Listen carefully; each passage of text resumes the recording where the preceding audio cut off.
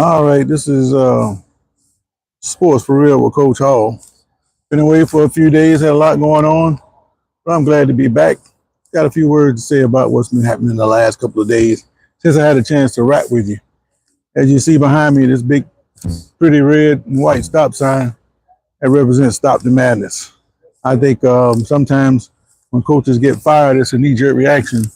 Um, sometimes the wrong booster gets twisted the wrong way, and things tend to happen.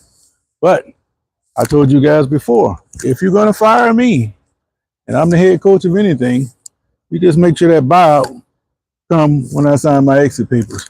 And in James Franklin's situation, as you know, he's got upset 2 weekends in a row. First it was by winless UCLA, and he followed that up on Alumni Day against Northwestern team they're supposed to beat by 20 points.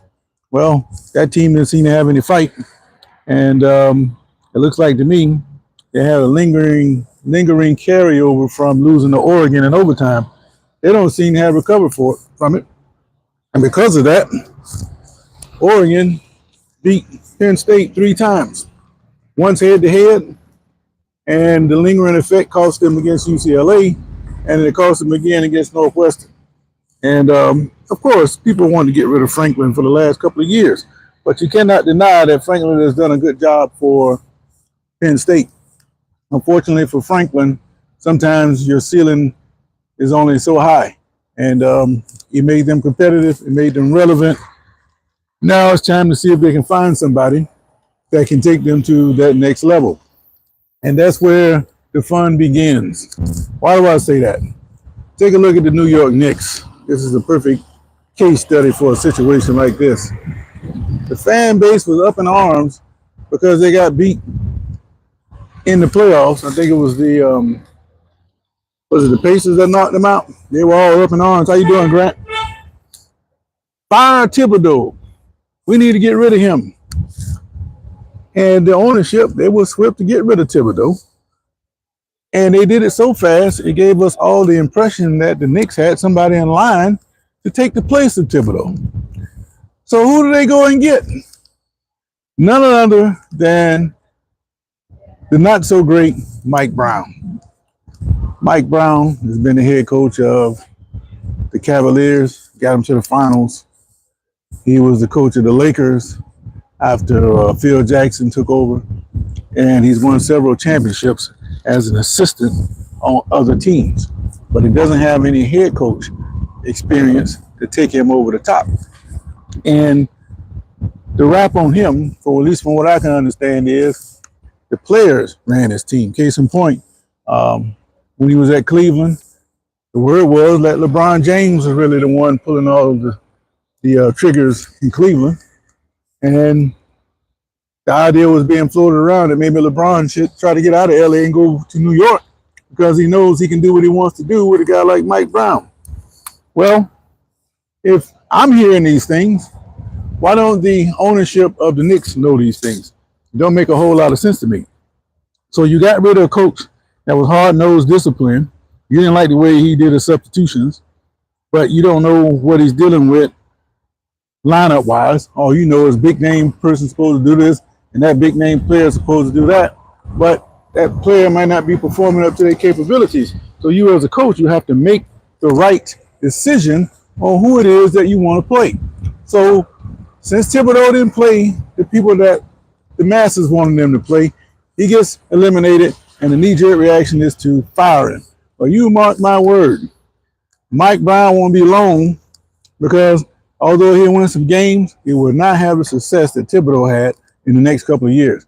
Mark my word. And they're going to fire him, and they're going to be looking to go get somebody else. And James Franklin, it's probably time for him to move on, because the thing is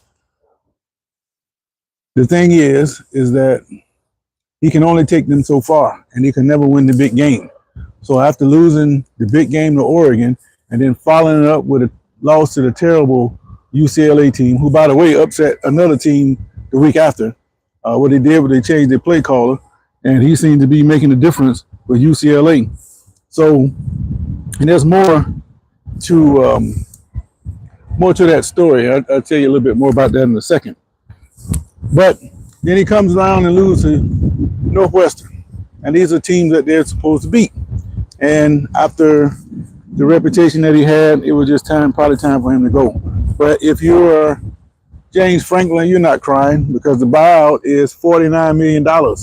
And that does not include any incentives that they owe him. So like I say, if you're going to fire me, I'm a big time head coach, go right ahead. And the difference between me and these other guys, I'm not taking a job right away. I'm going to collect every single cent you owe me. That way you can't say my money is going to be prorated when I take another job. That's not going down with me. I'm going to drain every single cent I can get. So when I take me another job, I won't be owed nothing by nobody and the damn thing they can say about it. But that's what I would do. But these guys, and I understand that their reputation is so bruised, their ego is so hurt that they just have to go take another job to show everybody that they can still do it. And they lose money in the process. Me, I'm trying to get paid and I'm getting every cent I can get. Arian, I don't know what you're talking about. My mom needs money. A lot of people mom needs money. What's your point? Break, what's going on? I look at my Jets. Aaron Glenn, what's going on? Well, you picked the right show there, Break, because I'm starting to worry. The coaching is starting to get fired now. Glenn is not what, 0-6? The Titans just fired their coach after going 1-5. Franklin is out at Tennessee. We know Deshaun Foster and Brett Pry went for Virginia Tech and UCLA. Rumor was that Belichick was supposed to get fired this week, but they came and squashed that rumor. So the administration is still behind him in that aspect. So the question is, who is next? Aaron Glenn might be next. And he's 0-6. And the way that the Jets look, they look terrible, especially with Justin Fields at quarterback. The question is Fields afraid to throw the ball? Do the Jets trust him to throw the ball? These are all legitimate questions that need to be asked. But Fields is a perfect example of you got to be able to stand in there and throw the damn ball. Yes, he can run great, but you're not going to advance in the playoffs or beat good teams by running all the time. Yeah, you might slip up on them every now and then, but you're not going to consistently beat the better teams by running all the time. Quarterbacks got to stand in here and throw the ball, man. All right. Give him a job with the Jets. Who is him? I don't know, man. I think that Glenn, he's going to hang for a while. But if they continue to look as bad as they looked the other day in London, I don't see how the Jets can keep him, man. But that was a horrible game all the way across the board. With Denver's supposed to be better than that, and only scored that few points against a struggling Jets team. That was not good on either front. But the Jets are really not that far away. They just got to get consistent coach, consistency from the quarterback position. And once you start stringing things together, then you can start putting your pieces into place. But I don't think that coaches should be fired right away. I think you should give them time to see exactly what they can do. At least give them 2 years or a year and a half. Callahan can't really complain because he had a year and a half. So we know what he can do at this point, but we don't know what Glenn can do. So I think Glenn is going to bounce back.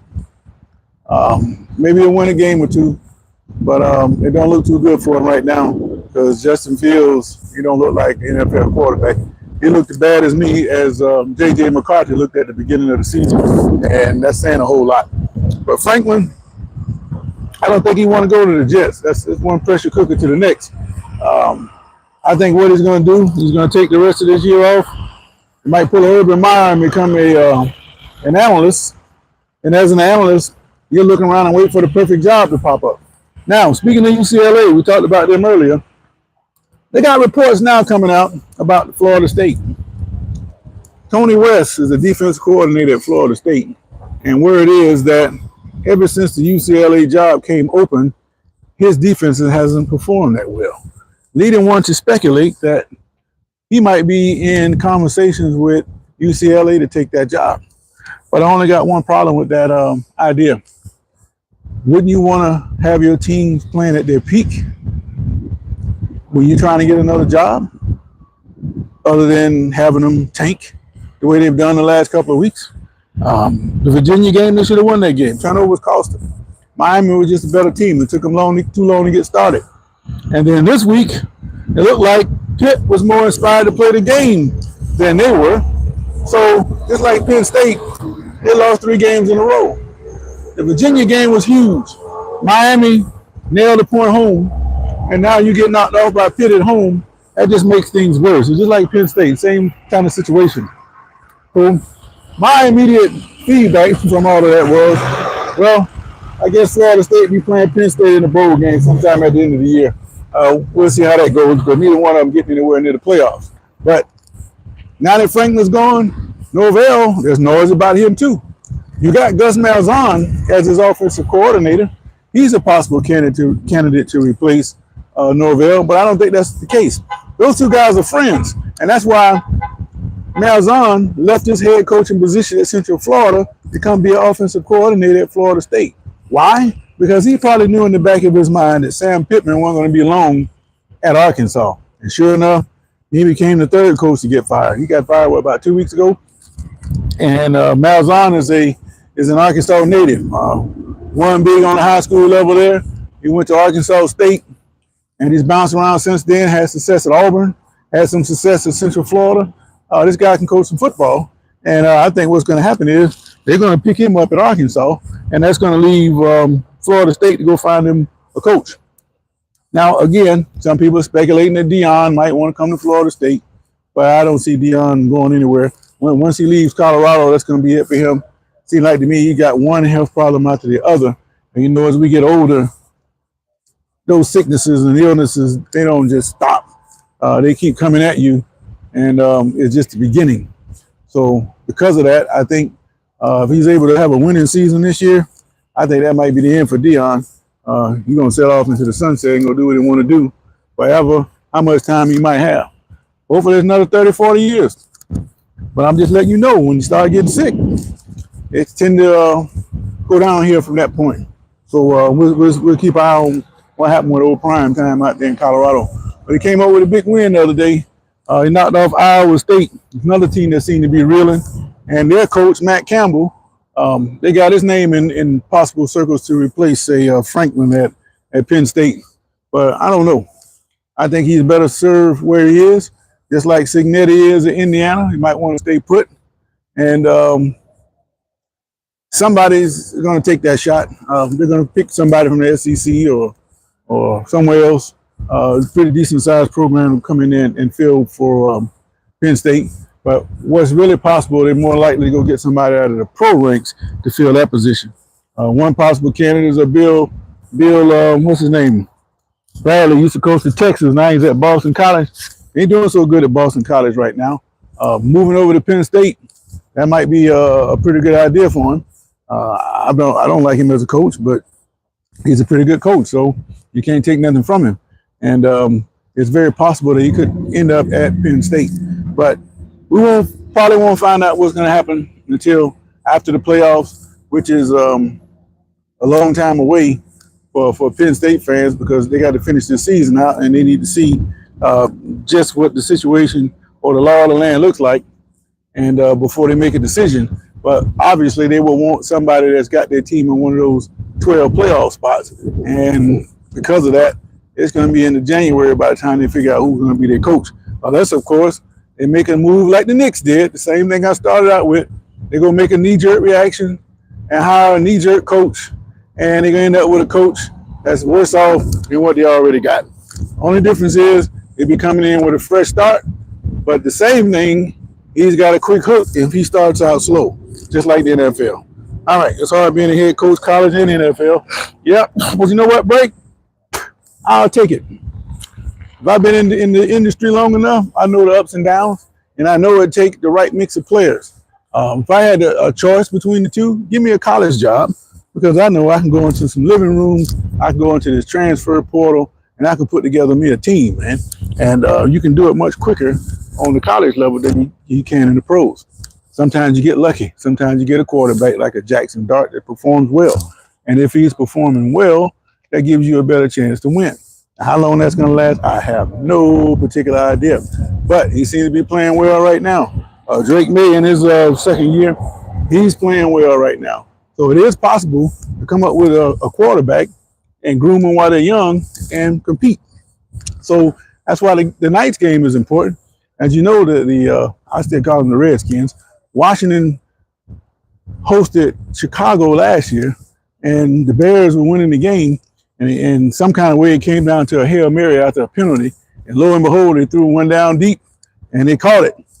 And from that point, the teams went in different directions. The Bears folded. The Commanders ended up in the playoffs all the way into the NFC Championship game. So what a difference one game makes. So now we're coming back around to the second matchup between these two. And I think it's very important for Caleb to try to turn the tide on Mr. Daniels. If not, then you could be looking at another collapse of the Bears again this year. All right, Blake says, you talking about my Knicks? Yeah, I'm talking about your Knicks. I'm telling you, Blake, and I'm telling the whole basketball world that if you think you made an improvement by hiring Mike Brown over Thibodeau, it ain't gonna work. This guy's not a championship coach. Yeah, he win you some games, but I guarantee you, this year he will not go as far as what Thibodeau did. And I like to see how quick of a hook they give him in New York as opposed to what they did to Thibodeau. He gave up on the man too soon. You gonna take Chicago over Washington? That's a good pick. But I want to know what you got to say about Thibodeau getting fired and being replaced by Mike Brown. I'll never think that's going to be a good decision. I don't think Mike Brown is a championship coach. And what the Knicks needed was somebody to take them over their hump. And I don't think he's the one. May prove me wrong. Maybe he gets lucky. Because as you know, even the sun shines on the dog's ass some days. So maybe Mike Brown might get a little sunshine. I doubt it. But we'll see. So I'm for the season tip off next week. Should be pretty interesting to see how that goes. But I just don't think Mike Brown is the guy to get the job done. And it won't be long before we all start to find that out. But I give him 2 years. If he make 2 years, make a fool out of me. But I don't think he makes 2 years. So we'll see how that goes.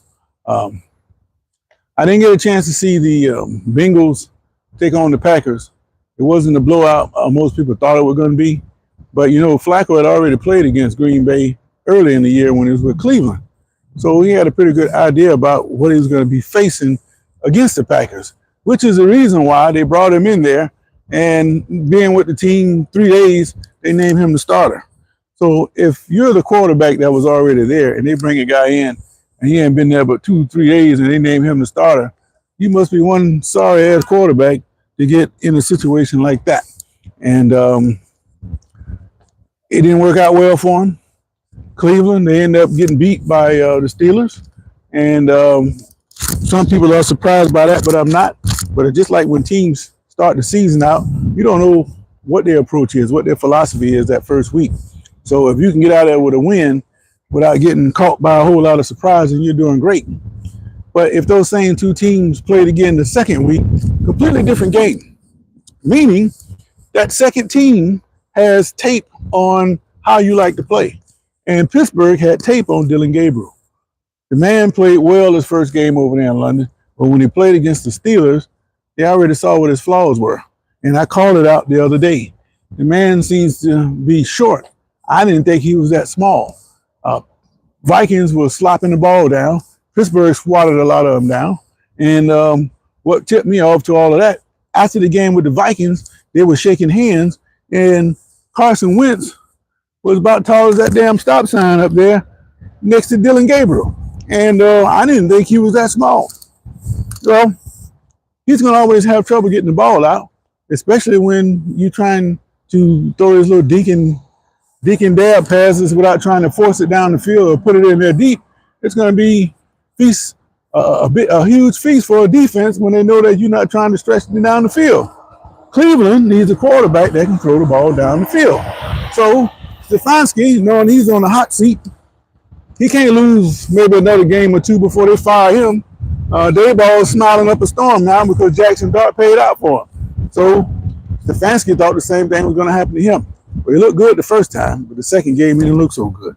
So don't be surprised if Gabriel starts the game and gets the hook for Shedeur Sanders, or Shedeur Sanders starts this next game. Either or. Then we're going to see if Shedeur is worth all the hype that everybody's been talking about. We're going to see if he looks just as good as some of the quarterbacks that he said are looking bad throughout the league. We get a chance to see all of that. And then we also get to see this. I've been telling you this break and everybody else that at the end of the day, before the season over with, the Cleveland Browns will activate Deshaun Watson, and he's going to be the starting quarterback at some point this season. A lot of people don't think he's ready. I disagree. If he wasn't ready, they wouldn't have got rid of Flacco. They would have kept their veteran quarterback around, if nothing else, but to tutor these young quarterbacks. But now he's gone, and the two rookies have nobody to tutor them except the guy that was on the team last year, that Zappy guy. So Cleveland is in a world of trouble. And if they lose this next game, I think Stefanski is going to be the next coach. All right, Break says, I'm happy for Rodgers. He won another year with the Jets. That's why I'm disappointed with the coach, Aaron Glenn. Well, if you're Glenn, you had to make that decision. Coaches are made or broken with the quarterbacks that they have. Had he gone with Aaron Rodgers probably wouldn't have came back next year, especially if they were struggling the way that they are now. Now, the fans that didn't want Rodgers no more in New York, they're clamoring for a guy like Rodgers to be back because look at what they got. Fields, I don't know what the hell's wrong with Fields. I thought that he was better than that. And he's not looking so good. And Glenn, if he had that quarterback, he would be a whole lot better shape than what he has with Justin Fields. So what I think is going to happen, again, Deshaun Watson is going to come back for the Browns. And I don't know who's going to save the Jets. I think they stuck with what they got. And it'll be a long season for the Gang Green. And I think Glenn is going to get the axe before the year is over with. And that's unfortunate because I think he's a good coach. All the coaches that get fired are good coaches. Some guys, like Silvio said on The Sopranos, some guys are better at being number twos. Maybe Glenn is just better at being a number two. But that doesn't mean he can't come back. Look at Baker Mayfield. He got kicked around a couple of teams. Now he's balling out. They're saying he's a leading candidate to be the MVP. Look at that played for the Jets, Darnold. He bounced around after getting kicked out of New York. He's playing well with the Seahawks. Then you flip over to the Giants. They couldn't wait to get rid of Daniel Jones, even though Jones had showed promise over his several years with the Giants. They kicked him out. He went to Minnesota, didn't hook on with them because the quarterback room was full, ends up in the Colts, and just moved Richardson out of the way, and now he's got a home. So the next person, quarterback, maybe the Jets should call the Colts and say, send me over Anthony Richardson. Maybe we can do something with him. But just because you fail in one spot doesn't mean that you're going to fail in another spot. So it's just something to think about. All right. It goes to the AFC, then wins. What I had faith in is in Aaron Rodgers. The Colts, well, call Richardson up. Maybe he can help you. Everybody likes those big, young, strong quarterbacks that look the part, but they don't play the part. And for the life of me, I still say, why would you draft a guy like Richardson with the fourth pick when he was greatly or grossly inconsistent at Florida? Why would you do that? Got nothing against him. I watch all these games. I watch over 1,000 live football games a year. I see all these players. I see the teams they play. I'm up late at night watching. I know all these teams. So while most people are stuck in their conference or their region of the country, I'm watching everybody. Not so much now because the Pac-12 pretty much disbanded. They're trying to come back in a different form. And I think what they're going to really do is they're going to come back stronger than they ever were before, because I think in the end, it's not going to be worth it to Stanford and California to keep going across country and taking whippings. Yeah, they get a piece of the pie, but as you see, Oregon State and Washington State came up. They won control of all the money that was left behind, which those other teams tried to take with them, by the way, as they were leaving out the door. But no, Washington State and Oregon State got to keep that money. So they came up. And Stanford and Cal going to say, look here, man, we want some of that money too.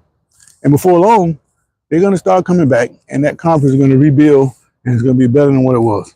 All right. What do you mean the Colts have a better system than the Jets?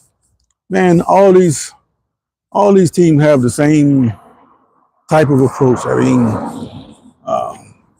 Ike and Mike in a lot of ways. This guy here might like to run the ball a little bit more than that guy, but they all got these intricate systems. They all got these check with me at the line of scrimmage. They all got two plays. Sometimes they call 3 plays in the huddle if they got time. They check off. If you listen to the TV, kill, kill, kill, that means they called 2 plays. The first one is off. Now we're running with the second one. Or they got to check with me. He come to the line of scrimmage, it's not there. He calls an audible. There's your check. Let's run this play. There's nothing hard about this football. It's getting the lingo down.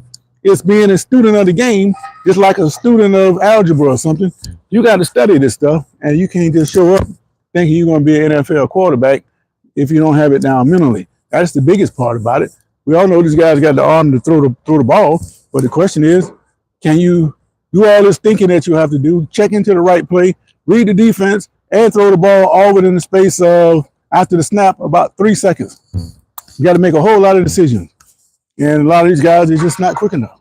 But I sure love to be in that position because, like I say, football is not a hard game. They just make it hard. It's just not difficult at all. All right. So I didn't have a whole lot to talk about, but since I came on Friday, it was a couple of coaches that got fired. They fired James Franklin on Friday. I thought it was going to wait till the end of the season. So he wasn't going to beat Ohio State again this year. But I think the thing with Penn State, even though they had lost 3 straight, they could have fit easily into the role of spoiler. They still had Ohio State to play. They had some other team that's up to the top they were going to play. So they weren't in bad shape. They just weren't. They weren't going to make the. They weren't going to make the conference championship, which means they probably weren't going to make the playoffs. But they could have ruined it for some other teams. But then when Drew Aller got hurt, then that pretty much killed all those upsets to come. Well, who knows? Maybe they got a quarterback behind Aller that's better. That happens a lot too, you know. So it'd be interesting to see how it goes in Happy Valley, which is not so unhappy right now. So we'll see how that goes at Penn State. But Florida State, they on the clock. Norvell is on the clock. He might be on the way out. Billy Napier at Florida, he don't look so good for him. And I think Belichick, if he comes back next year, he don't repair that defense, stopping that run, he'll be out before midseason next year. And a couple other mid-level teams, but I don't expect the top guys right now. Signetti at Indiana is probably doing the best job out of all of them. And he'd be a damn fool to leave a spot like Indiana, who hadn't won in, if at all, in decades. Why would you leave that to go to a school like Penn State? I would rather just beat them. But of course, these guys don't think like that. They want to bolt at every chance they get. And even though he's building a program at Indiana, it's now a lateral move because he's got them on par with where Penn State was supposed to be. So it wouldn't make sense for him to move on. So look for Penn State to go to the pros to come up with their next coach. That's the only thing that makes sense to me. Now, there's no loyalty, but you have to be loyal to yourself. If I know I got a good thing going, because that's all it is. Timing is when you take over a program and things have to happen right now to keep you going. Because if it all came down to coaching ability, hell, everybody would be top coaches. And we know that's not the case. So I think timing is everything. And right now, Signetti, his stars are aligned at Indiana. If he goes to Penn State, he's going into a bad situation, and it ain't the same thing as building a team from scratch. In your image, you got to go in and weed out all the bad stuff. And the time it takes you to get rid of all that bad stuff might be just enough time to get you fired. So it'd be a bad decision to me if he were to leave Indiana. So I think they forget about him. They're going to have to go to the pro ranks, maybe get one of these fired coaches in the NFL. Maybe he can come in there and do something. But Belichick don't have them looking too good right now. I thought that Belichick would do much better getting recruits in there based on his name. But his problem is, and I still don't know why, they're making a big deal about that young girl he got, that young woman he got. What's he, 24? They're making a big deal out of it because 9 times out of 10, they can't get him. But we know what that's about. If he wasn't well known and didn't have that money, then she wouldn't be nowhere near him. We all understand that. He understands it too. But he don't give a damn. He's going to go out how he want to go out. He's been married before he got his kids, so what does he care? He's an old man having fun, living the life that a lot of old men like him want to live. So I wouldn't fault him for that. But if she's sitting there making decisions about what's going on in football, then now it's time for him to go if that's the case, because she shouldn't have a damn thing to say about what's going on with this football stuff. She shouldn't have nothing to say about that. And that's what they say she's doing. Like I say, if that's the case, then she needs to be gone. And he needs to be going right behind her. But I hope that's not the case, because that will completely ruin his reputation and all he's done over the years as a top football coach.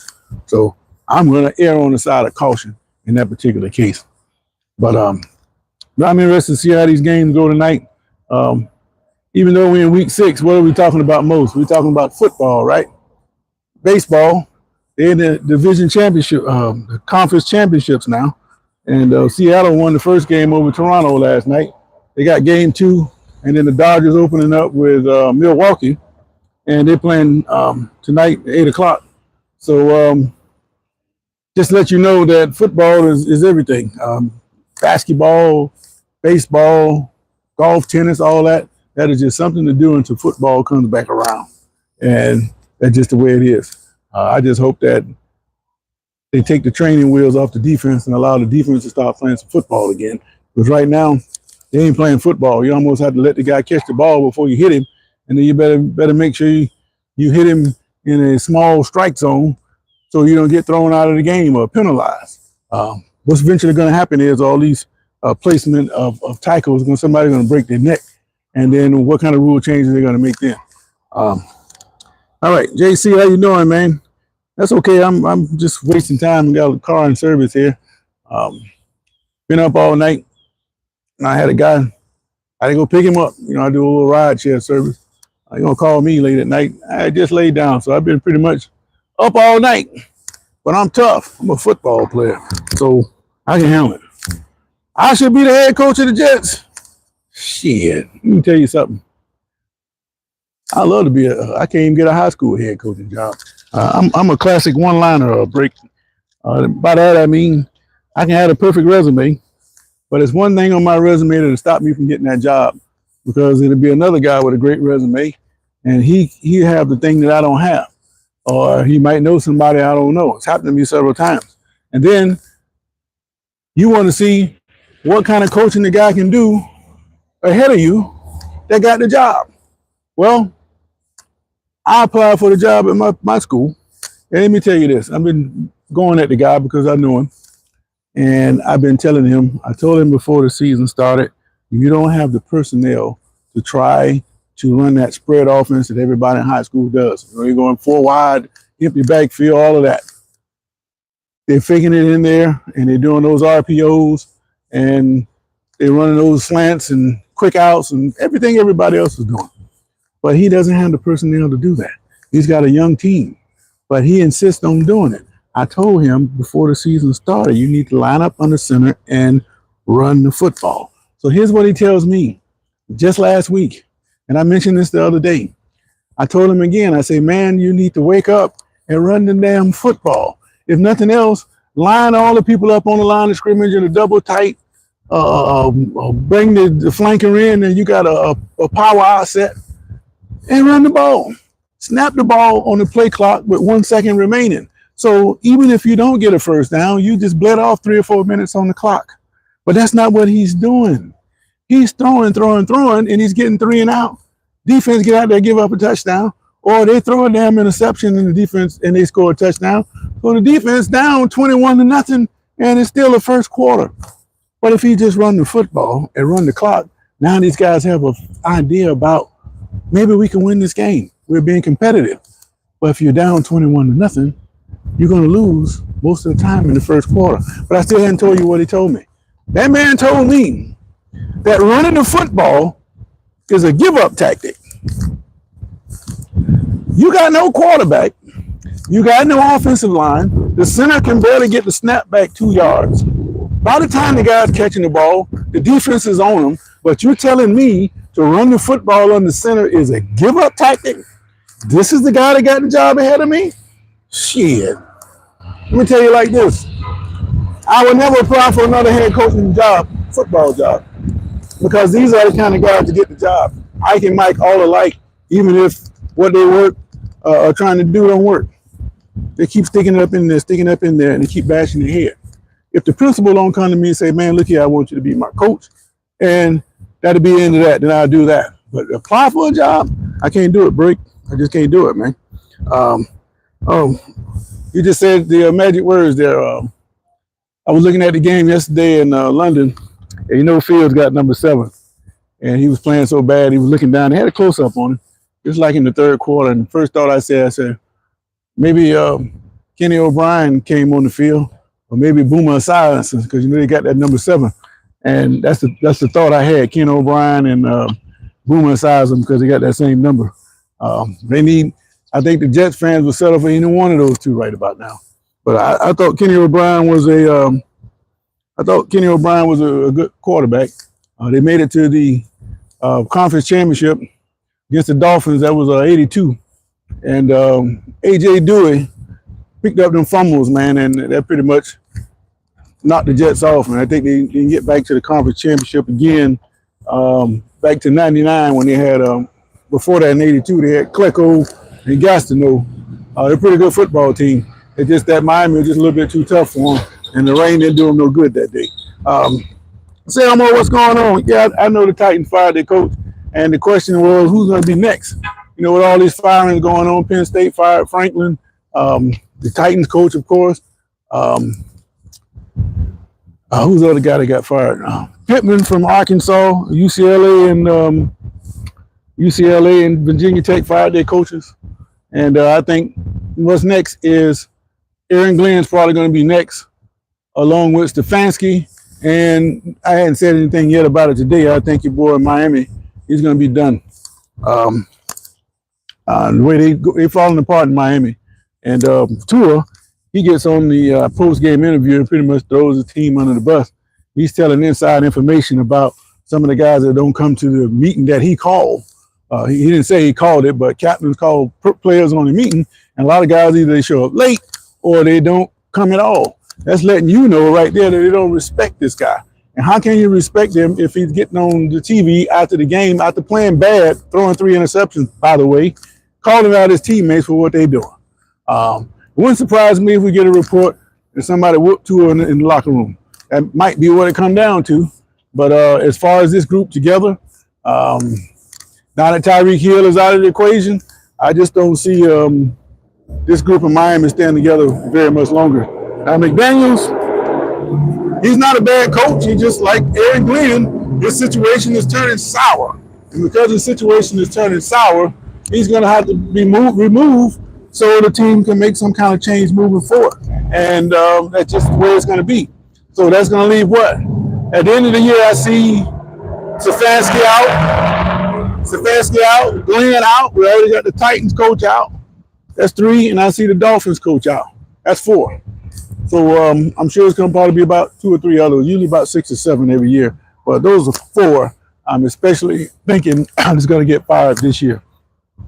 Hopefully Gabriel stinks it up next week and she'll do it, get a shot at quarterback. Well, I already spoken on that. I think that what's going to happen in that situation is he's either going to start this week or he's going to come in off the bench. It's painfully clear that Gabriel is not tall enough to consistently get the ball over the line. 2, he's not trying to throw the ball down the field. If you're not trying to throw the ball down the field, the defense is going to keep tighter and tighter and tighter. And all that dinking and dunking you're doing, somebody's going to get knocked out in the flat. And as you notice, yesterday I was watching the game. There was some big hits last night in that Kansas City-Detroit game. I get excited when we start hitting and they don't start calling penalties. And you know, in the regular season, they tend to call the penalties when somebody get hit. And it was refreshing to see that it didn't do a whole lot of that penalty calling. But I still think that football, the way it's going now and how corporate is all involved, they don't care about the sanctity or purity of football. They just care about the product that's on the field. And as long as it looks like a facsimile of the real game of football, they're okay with it. But I'm telling you, I may not see it, and I hope I never see it, but I think what's going to happen is they're going to water football down so much that is going to come to a flag football game, and the flag football is going to be occupied by co-ed players. They champion flag football all over the world. They got an Olympic sport now. Women are playing. They got some good athletes, but they can't keep up with the male athletes. You know that. And the way society is right now, that appears to be what it's pointing to, and that's disappointing. Now, it may not be the pure flag what you see, but I can see them with helmets, shoulder pads, and a flag belt on. They already don't wear pads below the knee, below the waist. Very few players put pads on now.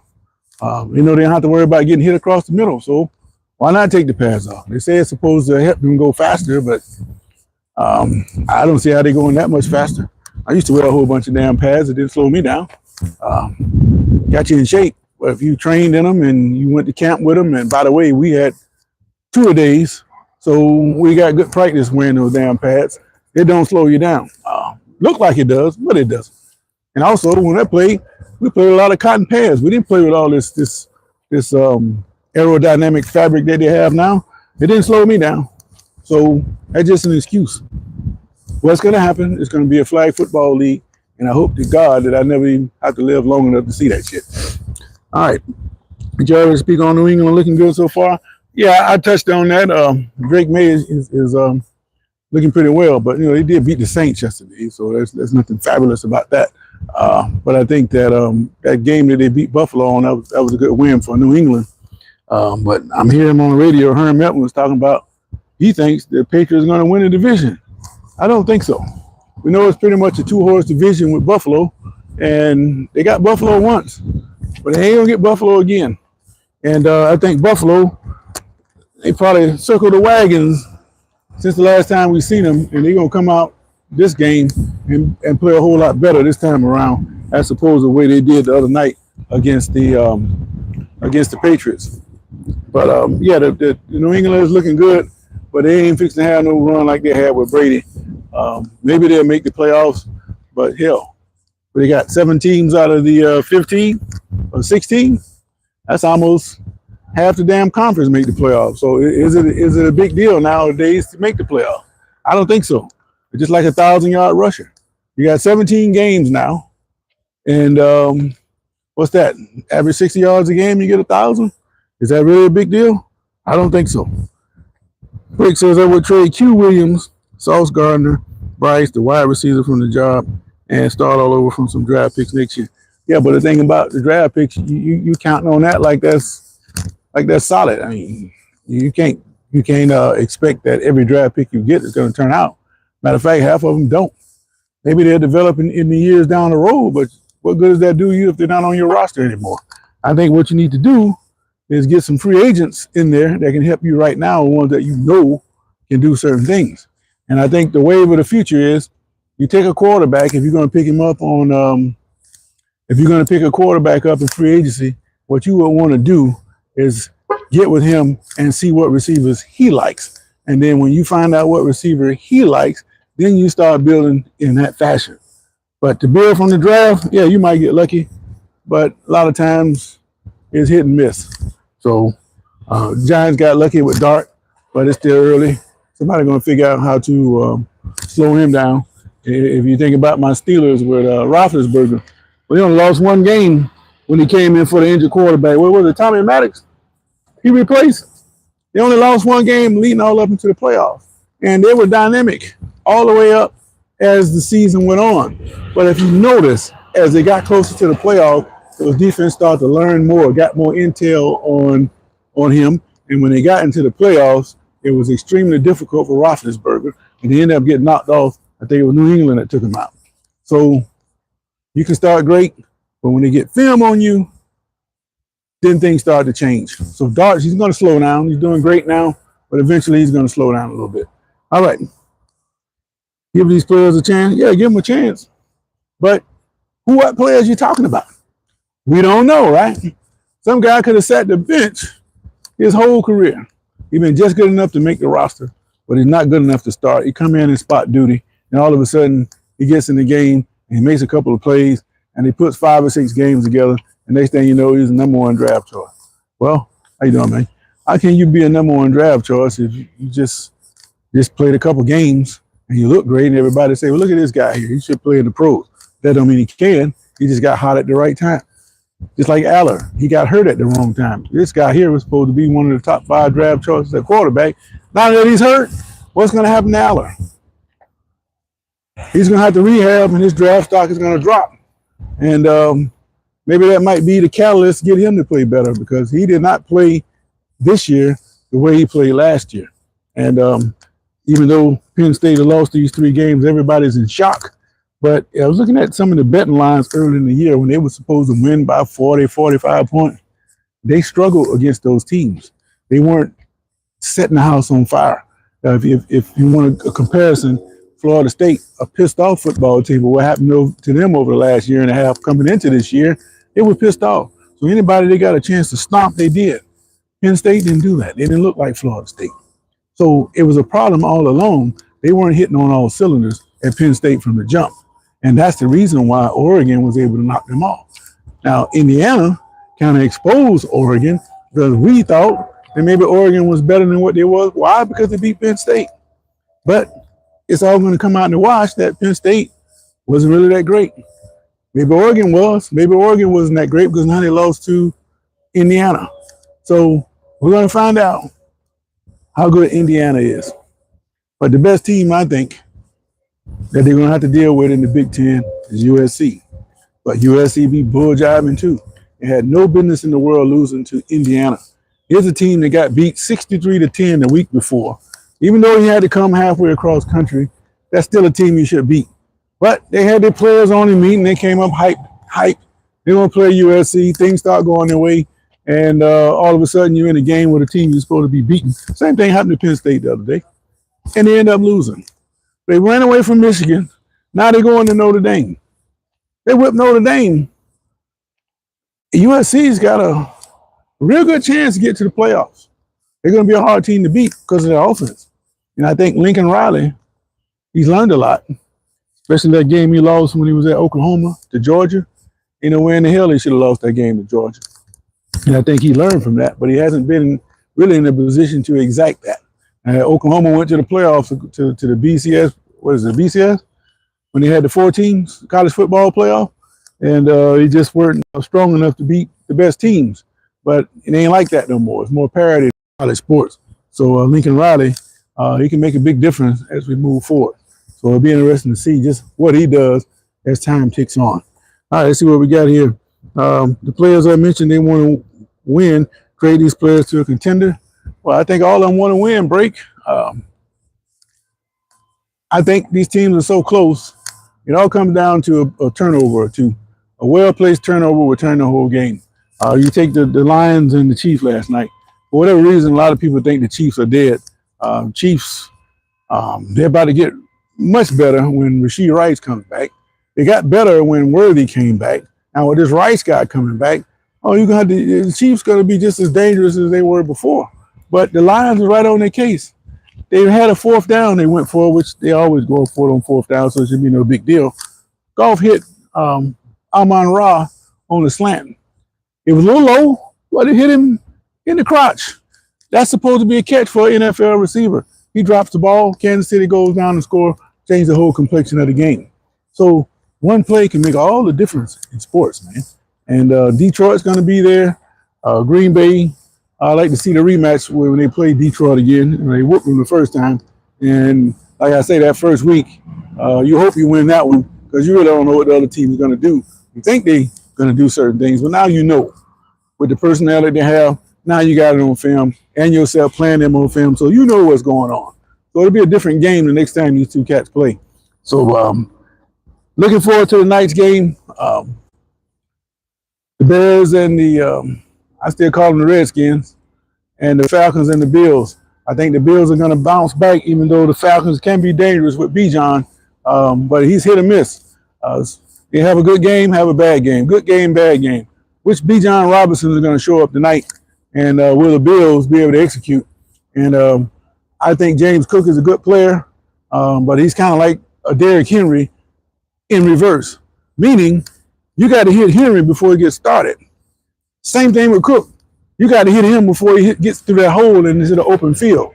It becomes super dangerous when either one of them gets loose like that. And I've been noticing Cook, if he gets an open space, he has to make the first guy miss. If he's able to do that, then he's going to have a big game. But the first game against Baltimore, he never got free. Then he had a couple good games. Then he had a bad game against New England. Which James Cook is going to show up tonight?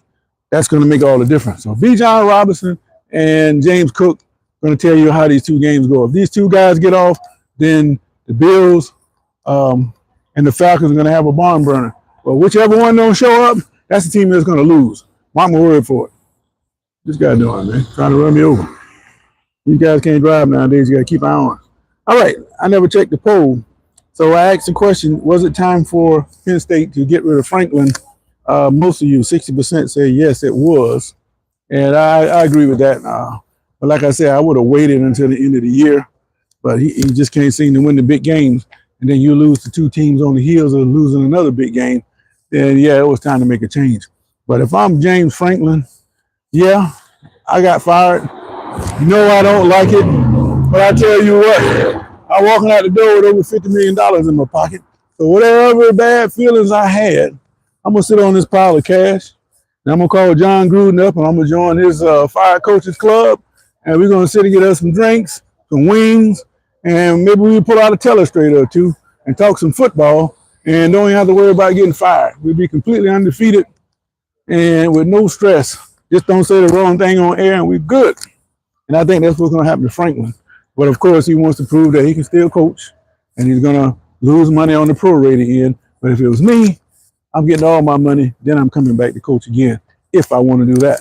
But after $50 million and sitting out 2 or 3 years, shit, y'all can have it, man. It's just like with me.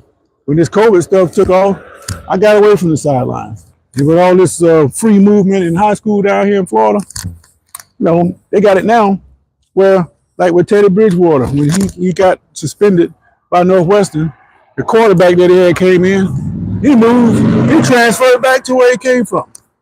Immediately eligible. Since when does that happen?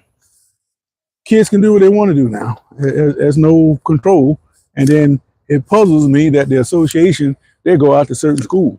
They went after Gaston County up there in the Panhandle. They had 8 players that they jumped on about some forms weren't quite right. They wanted to fine the coach $5,000 and then told the players, well, you can be eligible, you just can't play at this school. What the hell sense that make? If they broke a rule, then they shouldn't be able to play nowhere. And the coach, you know damn well he's going to get another job. Why have a coach on staff and paying him and have to pay $5,000 for the privilege? That ain't going to fly. So what he did, he took a college job and got the hell out of there, which what they knew he was going to do. But you tell me what sense all that make?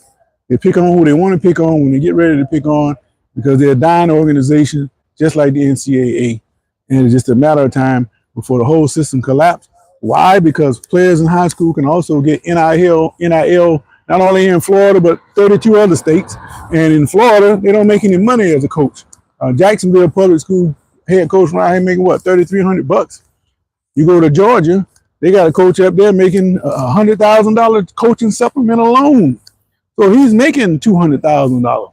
So I can understand it if your coach is making that kind of money and the players making money too. But once it came known that the players can make more money than the coach, and you think the players are going to respect them, the way these kids are disrespectful now, it's just a matter of time before the whole system collapses, which is why some people have proposed that coaches get a massive pay raise to coach around here. Otherwise, it just won't work. So they can have all that, man. Now you get the money up, the money right, then I'm back in the game. But until they do that, they can have it. Especially when this guy that get the job over me says that running the football is like giving up. Don't make no damn sense to me.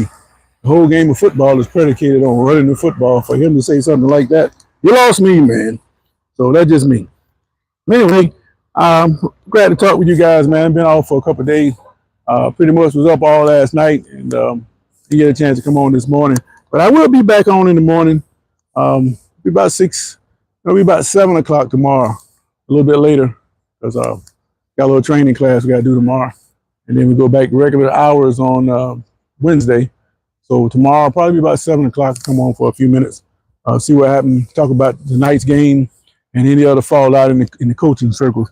And if you guys like this kind of rap, like and subscribe, man. Share me up a little bit, and that'd be great. And until next time, I catch you guys in the morning. Break, JC, and who else on here? Sarah Moses jumped in. Young Goat, what's going on, man?